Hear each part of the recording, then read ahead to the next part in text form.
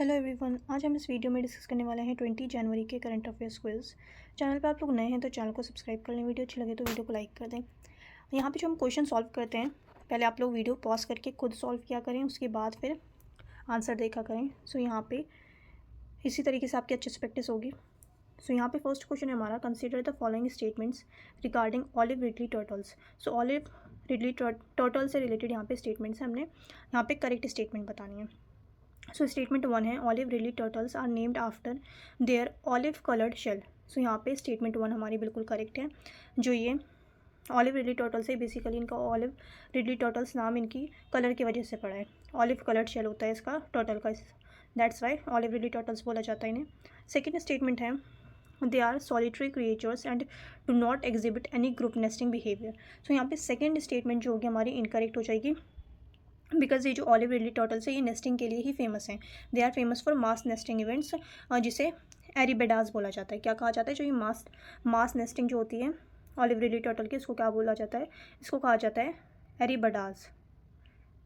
एरीबेडास। So mass nesting of olive ridley turtles जो है इसको कहा जाता है arribadas, where the 1000 nest togethers. And third statement, that's why statement 2 जो होगी हमारी इनकरेक्ट हो जाएगी। थर्ड स्टेटमेंट है, these turtles are classified as a species of least concern by the IUCN। तो यहाँ पे थर्ड स्टेटमेंट भी हमारी इनकरेक्ट होगी, बिकॉज हम IUCN की अगर हम बात करते हैं तो IUCN लिस्ट के अंडर जो है ऑलिव कलर टर्टल्स जो हैं ये बेसिकली किसके अंडर आते हैं, IUCN में। IUCN लिस्ट में ये वल्नरेबल हैं, वल्नरेबल कैटेगरी में आते हैं। Olive coloured shell olive ridley turtles जो हैं ये बेसिकली वल्नरेबल हैं IUCN लिस्ट में। दैट्स वाई यहाँ पे स्टेटमेंट 3 एंड स्टेटमेंट 2 दोनों ही इनकरेक्ट हो जाएगी। एंड यहाँ पे हमसे करेक्ट पूछ रहे थे, आंसर होगा हमारा ओनली 1, बिकॉज जो फर्स्ट स्टेटमेंट थी हमारी बिल्कुल करेक्ट थी। यहाँ पे क्वेश्चन है, हमने उधर बगैर इंडिकेटर्स। सो यहाँ ये क्वेश्चन जो है ये यहाँ पे गलत है, यहाँ पे करेक्ट पूछ रहे हैं इस स्टेटमेंट से रिलेटेड, तीनों स्टेटमेंट से रिलेटेड। तो यहाँ पे स्टेटमेंट 1 जो है ये बिल्कुल करेक्ट है, हमारा आंसर होगा ओनली 1। ऑप्शन ए जो हो जाएगा यहाँ पे राइट आंसर हो जाएगा हमारा only 1। The next question is, consider the following statements regarding the dark web. So dark web से रिलेटेड यहाँ पे स्टेटमेंट है एंड हमने यहाँ पे करेक्ट स्टेटमेंट बतानी है। सो स्टेटमेंट 1 है, the dark web is a part of the internet that can only be accessed using specialised software like Tor. So यहाँ पे स्टेटमेंट 1 जो है ये बिल्कुल करेक्ट है। सेकेंड स्टेटमेंट है, all activities on the dark web are illegal. So यहाँ पे ऑल एक्टिविटीज़ जो है वो सारी एक्टिविटीज़ जो होती है डार्क वेब पे वो इलीगल नहीं होती। दैट्स वाई ये स्टेटमेंट हमारी इनकरेक्ट हो जाएगी। डार्क वेब पे जो है विसल ब्लोइंग प्लेटफॉर्म भी होते हैं और फोरम्स वगैरह भी होस्ट किया जाता है। सो यहाँ पे ये जो है सारी एक्टिविटीज़ अनलॉफुल नहीं होती है। दैट्स वाई स्टेटमेंट 2 जो होगी हमारी ये इनकरेक्ट हो जाएगी। यहाँ पे कह रहे हैं all activities on the dark web are illegal. So ऐसा नहीं है, सेकंड स्टेटमेंट हमारी इनकरेक्ट है, फर्स्ट स्टेटमेंट करेक्ट है। हमसे यहाँ करेक्ट पूछ रहे थे, आंसर होगा ओनली 1। सो ऑप्शन ए जो होगा यहाँ पे राइट आंसर हो जाएगा only 1। A is the right answer. The next question is, स्वामित्व स्कीम एम्स टू। सो स्वामित्व स्कीम की अगर हम बात करते हैं तो स्वामित्व स्कीम ये बेसिकली एक सेंट्रल सेक्टर स्कीम है, सेंट्रल सेक्टर स्कीम है। एंड ये किसके अंडर आती है, ministry of Panchayati Raj. Ministry of Panchayati Raj की स्कीम है ये स्वामित्व सेंट्रल सेक्टर स्कीम है। एंड इसका एम क्या है, ये स्कीम जो है basically it provide property ownership cards to rural land owners. So यहाँ पे जो हमारा राइट आंसर होगा वो हो जाएगा option B, establish clear ownership rights of property in rural area. So यहाँ पे ऑप्शन बी जो होगा ये हमारा राइट आंसर होगा। The next question is, consider the following statements regarding MSP।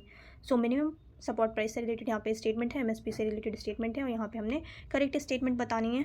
So statement 1 है हमारी, यहाँ पे करेक्ट बतानी है। स्टेटमेंट 1 है, MSP is determined by the CACP, Commission for Agricultural Cost and Prices for select crops based on the recommendation of the Cabinet Committee on Economic Affairs। सो यहाँ पे अगर हम बात करते हैं स्टेटमेंट 1 की, सो स्टेटमेंट 1 जो है यहाँ पे ये हमारी इनकरेक्ट है। इनकरेक्ट क्यों है, बिकॉज ये इंटरचेंजेबली लिखा है। मतलब यहाँ पे जो है जो MSP होता है ये डिटरमिन कौन करता है, ये करता है committee on economic affairs. And यहाँ पे गलत लिखा है, ठीक है, तो यहाँ पे ये चीज़ गलत लिखी है, उल्टा लिख दिया इस चीज़ को। सो MSP डिटरमिन करता है committee on economic affairs for selected crops. Selected crops के लिए MSP जो है वो डिटरमिन की जाती है based on the recommendation of the CACP। और किसके रिकमेंडेशन के ऊपर, commission for agricultural cost and prices. So यहाँ पे ये चीज़ उल्टी लिखी गई है, दैट्स वाई ये स्टेटमेंट हमारी इनकरेक्ट हो जाएगी। MSP is determined by the cabinet committee on economic affairs for select crops based on the recommendation of the Commission for Agriculture Cost and Prices. So यहाँ पे स्टेटमेंट 1 हमारी incorrect है. Second statement की अगर हम बात करें, MSP is legally binding on private traders and middleman to ensure that farmers receive the minimum price for their crops. So यहाँ पे स्टेटमेंट 2 हमारी बिल्कुल इनकरेक्ट हो जाएगी, बिकॉज MSP जो है प्राइवेट ट्रेडर्स पे एंड मिडलमैन पे लीगली बाइंडिंग नहीं है. दैट्स वाई स्टेटमेंट 2 जो है ये भी हमारी इनकरेक्ट हो जाएगी. यहाँ हमसे करेक्ट पूछ रहे थे, दोनों ही इनकरेक्ट है. आंसर होगा neither one nor two. So option D जो होगा यहाँ पे राइट आंसर हो जाएगा, neither one nor two. The next question is which article of the Indian constitution mentions uniform civil code. So UCC की अगर हम बात करते हैं तो ये किसके अंडर आता है, ये आता है DPSP में.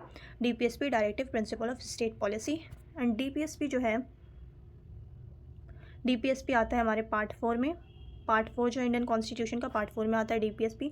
And directive principle of state policy की अगर हम आर्टिकल्स की बात करें तो आर्टिकल 36 टू आर्टिकल 51 तक जो होता है ये होता है DPSP. एंड UCC की बात करते हैं, यूनिफॉर्म सिविल कोड, ये आता है हमारा DPSP में अंडर आर्टिकल 44. सो आर्टिकल 44 में आती है ये चीज़, यूनिफॉर्म सिविल कोड. सो हमारा जो राइट आंसर हो जाएगा वो होगा option D, article 44. The next question is which of the following statements are correct in respect of United Nations Security Council. So UNSC से रिलेटेड यहाँ पे हमने करेक्ट स्टेटमेंट बतानी है. स्टेटमेंट 1 है, the UNSC is responsible for maintaining international peace and security. So यहाँ पे statement 1 हमारी बिल्कुल करेक्ट है. UNSC जो है ये रिस्पॉन्सिबल होती है इंटरनेशनल पीस एंड सिक्योरिटी को मेंटेन करने के लिए. सेकेंड स्टेटमेंट है, the UNSC has 15 members, 5 of which are permanent and 10 are elected for 3-year terms. So यहाँ पे स्टेटमेंट 2 हमारी इनकरेक्ट हो जाएगी, बिकॉज UNSC में 15 मेंबर्स तो होते हैं, 5 परमानेंट मेंबर्स हैं एंड 10 जो है वो नॉन परमानेंट मेंबर हैं. बट यहाँ पे कह रहे हैं कि नॉन परमानेंट मेंबर्स जो होते हैं वो इलेक्टेड होते हैं, जिन्हें 3 years के लिए इलेक्ट किया जाता है. बट ऐसा नहीं है, इन्हें इलेक्ट किया जाता है 2 years के लिए. सो ये 2 years के लिए जो नॉन परमानेंट मेंबर होते हैं, ये 10 नॉन परमानेंट मेंबर होते हैं जिन्हें 2 years के लिए इलेक्ट किया जाता है. और रही बात है 5 जो परमानेंट मेंबर्स हैं जिन्हें P5 भी कहा जाता है. और ये P5 कंट्रीज़ जो हैं, P5 मेंबर जो हैं, इनके पास वीटो पावर होती है. एंड ये वीटो पावर जो है, और ये P5 कंट्रीज़ कौन सी हैं, ये कंट्रीज़ भी आपको पता होनी चाहिए. एक है China, France, US, Russia and UK. तो ये कंट्रीज़ जो हैं ये P5 कंट्रीज़ हैं. कौन कौन सी country, US, UK, Russia, China and France. So ये 5 कंट्रीज़ जो हैं इन्हें कहा जाता है P5 कंट्रीज़, जिनके पास वीटो पावर होती है. ये परमानेंट मेंबर्स हैं UNSC की. 10 मेंबर्स जो होते हैं वो नॉन परमानेंट होते हैं, जिन्हें 2 years के लिए इलेक्ट किया जाता है. सो यहाँ पे स्टेटमेंट 2 जो होगी ये इनकरेक्ट हो जाएगी. थर्ड स्टेटमेंट है, the UNSC has the authority to issue binding resolutions that all UN member states must follow. So यहाँ पे थर्ड स्टेटमेंट जो है ये बिल्कुल करेक्ट है. ये मेंबर स्टेट्स के लिए जो है बाइंडिंग रिजोल्यूशंस जो है वो इशू कर सकते हैं. NSC करता है, ये अथॉरिटी है UNSC की. सो यहाँ पे स्टेटमेंट 3 जो है ये बिल्कुल करेक्ट है. स्टेटमेंट 1 भी हमारी करेक्ट है. स्टेटमेंट 2 इनकरेक्ट हो जाएगी. हमसे यहाँ पे करेक्ट पूछ रहे थे, आंसर होगा 1 and 3. So 1 and 3 is the right answer. Option number C is the right answer. The next question is which of Akbar's 9 jewels was known for his knowledge for military strategy and was a general in Akbar's army. So यहाँ पे अगर हम बात करते हैं अकबर्स के नवरत्नों की, तो यहाँ पे जो नॉलेज थी knowledge of military strategy and ये जनरल भी थे अकबर आर्मी में, ये कौन थे, ये थे राजा Man Singh. So option B जो होगा यहाँ पे राइट आंसर हो जाएगा, Raja Man Singh. The next question is consider the following with reference to the Bharatiya Nyaya संहिता और इंडियन क्रिमिनल कोड. सो भारतीय न्याय संहिता से रिलेटेड यहाँ पे स्टेटमेंट्स हैं एंड हमने यहाँ पे करेक्ट स्टेटमेंट बतानी है. सो यहाँ पे स्टेटमेंट 1 है, the Bharatiya Nyaya Sanhita was drafted by the ministry of home affairs. So यहाँ पे कह रहे हैं ड्राफ्टेड बाय द. सो अगर हम इसके ड्राफ्ट की बात करते हैं न्याय संहिता की, भारतीय न्याय संहिता को, तो इसको ड्राफ्ट नहीं किया है मिनिस्ट्री ऑफ होम अफेयर्स ने. It is drafted by law commission. So ये लॉ कमीशन ने ड्राफ्ट किया है, law commission of India. And ministry of home affairs का क्या काम है, इम्प्लीमेंट करने का. सो यहाँ पे स्टेटमेंट 1 जो है ये हमारी इनकरेक्ट हो जाएगी, because the Bharatiya Nyaya Sanhita was drafted by the law commission of India. Second statement है, फर्स्ट स्टेटमेंट इनकरेक्ट हो गई. सेकेंड स्टेटमेंट है, it replaced the Indian penal code and will did not impact the criminal procedure code और the Indian evidence act. So यहाँ पे statement 2 जो है ये भी इनकरेक्ट हो जाएगी, बिकॉज जो भारतीय न्याय संहिता है इसने रिप्लेस किया है इंडियन पीनल कोड को भी इंडियन पीनल कोड को भी, क्रिमिनल प्रोसीजर कोड को भी एंड इंडियन एविडेंस एक्ट को भी। सो तीनों ही लॉज को रिप्लेस किया गया है, भारतीय न्याय संहिता ने रिप्लेस किया है तीनों ही लॉज को। सो यहाँ पे कह रहे हैं कि कोई भी इम्पैक्ट नहीं हुआ इन दोनों लॉज पे, क्रिमिनल प्रोसीजर कोड पे और इंडियन एविडेंस एक्ट पे, तो ऐसा नहीं है, तीनों पे ही इम्पैक्ट हुआ है। दैट्स वाई स्टेटमेंट 2 जो होगी हमारे यहाँ पे इनकरेक्ट हो जाएगी। फर्स्ट भी हमारी इनकरेक्ट थी। थर्ड स्टेटमेंट है the Bharatiya Nyaya Sanhita aim to introduce provisions for the protection of civil liberties in criminal investigations. So यहाँ पे हमारी थर्ड स्टेटमेंट जो है ये बिल्कुल करेक्ट स्टेटमेंट है। हमसे यहाँ पे करेक्ट पूछ रहे थे, आंसर होगा only 1। So only 1 statement is correct, that's why option A जो होगा हमारा यहाँ पे राइट आंसर होगा। The next question is who appoints the members of the national company law tribunal. So NCLT national company law tribunal को जो members होते हैं इनको कौन अपॉइंट करता है, तो अपॉइंटमेंट कौन करते हैं, प्रेसिडेंट ऑफ इंडिया। सो यहाँ पे ऑप्शन बी जो होगा हमारा राइट आंसर हो जाएगा, the president of India. The next question is consider the following with reference to characteristic of troika plus. So troika plus की अगर हम बात करते हैं, सो ट्रोइका प्लस एक बेसिकली डिप्लोमेटिक जो है, इनका डिप्लोमेटिक एफर्ट्स हैं इनके अफगानिस्तान को लेकर के। ट्रोइका प्लस में कौन कौन सी कंट्रीज़ आती हैं, सो ट्रोइका प्लस की अगर हम बात करें, सो ट्रोइका प्लस में कौन कौन सी कंट्रीज़ आती हैं, एक आती हैं US, UK, Russia, China and Qatar. So ये 5 कंट्रीज़ हैं ट्रोइका प्लस। इन 5 कंट्रीज़ को बोला जाता है, कंट्रीज़ के नाम भी दे सकते हैं, तो क्या हो गया, US, UK, Russia, China and Qatar. ये 5 कंट्रीज़ हैं जिसे ट्रोइका प्लस कहा जाता है। फर्स्ट स्टेटमेंट देखते हैं, it focuses on diplomatic engagement with the Taliban in Afghanistan. So यहाँ पे स्टेटमेंट 1 हमारी बिल्कुल करेक्ट है, डिप्लोमेटिक काम है इनका, diplomatic engagement with the Taliban in Afghanistan.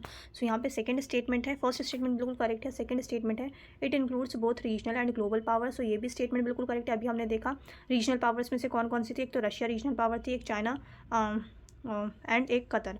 सो ये जो है रीजनल पावर्स थी, एंड अगर हम ग्लोबल पावर्स की बात करते हैं तो UK and US, because Afghanistan का है, अफगानिस्तान एशिया में है, तो ये तीनों क्या है, ये रीजनल पावर्स हैं, रशिया, चाइना एंड कतर जो ये रीजनल पावर्स हो गई, एंड यूके एंड यूएस ये ग्लोबल पावर हो गई। सो यहाँ पे जो सेकंड स्टेटमेंट जो है ये भी बिल्कुल करेक्ट है, it includes both regional and global powers. Third statement है it acts as a peace keeping force in Afghanistan. Statement 3 जो है ये इनकरेक्ट है, क्योंकि अभी हमने डिस्कस किया था कि जो ट्रोइका प्लस का क्या काम है, बेसिकली ये डिप्लोमेटिक एंगेजमेंट के लिए डिप्लोमेटिक काम है, ना कि मिलिट्री वगैरह का, ना ही पीस कीपिंग फोर्स वगैरह का काम नहीं है ये। सो ये थर्ड स्टेटमेंट हमारी इनकरेक्ट हो जाएगी। फोर्थ स्टेटमेंट है it seeks to influence the humanitarian situation in Afghanistan. So यहाँ पे फोर्थ स्टेटमेंट जो है ये बिल्कुल करेक्ट है, हमारी 1, 2 एंड 4 जो है ये करेक्ट है। सो 3 स्टेटमेंट्स हमारी करेक्ट है, यहाँ पे आंसर होगा ओनली 3। सो ऑप्शन सी जो होगा यहाँ पे राइट आंसर हो जाएगा हमारा। आई होप आप लोगों ने अच्छे से प्रैक्टिस की होगी। चैनल पे आप लोग नए हैं तो चैनल को सब्सक्राइब कर लें, वीडियो अच्छी लगी तो वीडियो को लाइक कर दें। अब मिलते हैं नेक्स्ट वीडियो में।